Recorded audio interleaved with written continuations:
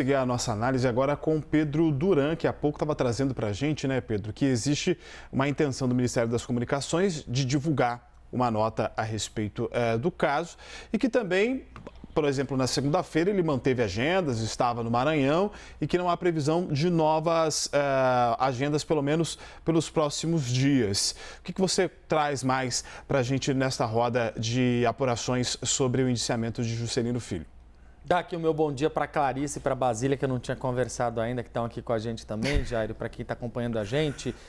Importante mostrar que no Ministério das Comunicações o clima já era de apreensão. Havia uma expectativa de que a Polícia Federal pudesse dar mais um passo adiante. O Juscelino Filho já tinha, inclusive, mais de R$800 mil que tinham sido bloqueados pelo ministro Luiz Roberto Barroso nessa investigação.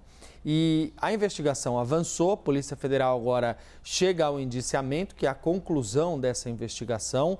Então, entende que aquela figura, aquele personagem, aquela pessoa é suspeita de ter praticado um crime e teria praticado na convicção dos investigadores. O que chama a atenção é o estágio dessa investigação, porque a gente teve duas outras situações de demissões do governo Lula em estágios anteriores a essa.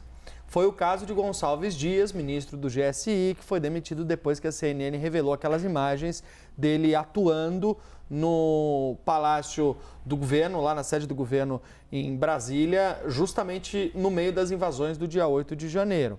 Ele estava lá no meio e foi demitido logo depois que essas imagens se tornaram públicas, a situação dele ficou insustentável.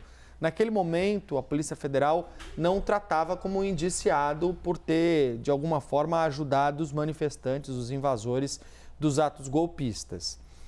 Isso no Palácio do Planalto, né? Depois, a gente teve uma outra situação, em janeiro desse ano, você vai se lembrar, Jairo, Clarissa, Basília, do Alessandro Moretti, que era aquele número 2 da ABIN, que foi um dos suspeitos de terem ajudado a fazer uma espécie de ABIN paralela dentro da gestão do então presidente Jair Bolsonaro. Ele também foi demitido e ainda não era indiciado. Então, o indiciamento ele é um fato grave, porque ele é a comprovação por parte da Polícia Federal de que há provas, há algo que sustente o cometimento de um crime. Como ele, Jonas, trazia, nesse caso, 3 crimes. Então, o momento em que Lula vai decidir fazer essa movimentação, seja ela de uma demissão ou até mesmo conversar até um interlocutor que possa sugerir um afastamento, vai ser decisivo para a gente poder entender quais vão ser os próximos passos. Esse caso, não custa lembrar, ele é aquele caso em que uma estrada foi construída muito próxima ali de uma propriedade da família de Juscelino Filho, passava por essa estrada. Me lembra um caso que ficou bastante famoso, que é o caso do aeroporto de Cláudio, lá em 2010, do então governador de Minas Gerais, Aécio Neves. Também uma obra pública para beneficiar um terreno, uma propriedade da família, que é algo que do ponto de vista prático, e aí a Clarice e a Basília podem me corrigir se eu estiver errado, é apelativo para a população, porque mostra o favorecimento por parte de um gestor público aos seus familiares usando o dinheiro público para construir algo. Então, se de fato isso for comprovado, se for esse